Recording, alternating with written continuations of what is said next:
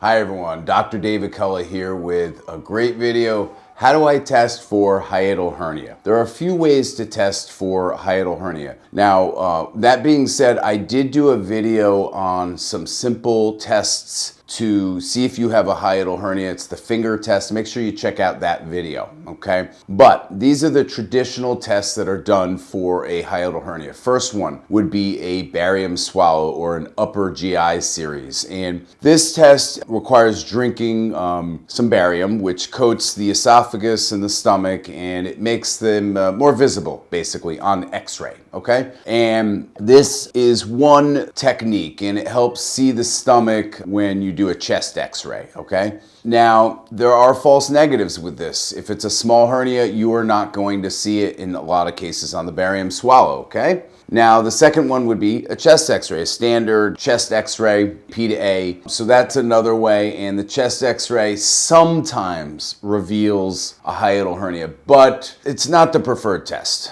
Let's put it that way, okay? Then the next one would be a CT scan. A CT scan is a computed tomography, and that will produce detailed images of the organs in the chest and abdomen. Now, the other one would be esophageal manometry, and that is a test to check the pressure and muscle contractions in the esophagus. And then, of course, last but not least is the esophageal pH monitoring test. So that's a small probe that they stick down the esophagus and measure your acidity levels to determine if the acid reflux that's present is from a hiatal hernia. But honestly, most acid reflux cases, if not all, are from a hiatal hernia. That's why they do an endoscopy. So an endoscopy is another way, but with endoscopies, there are a lot of false negatives. It's just really common to see a lot of false negatives on these tests. And last but not least, there are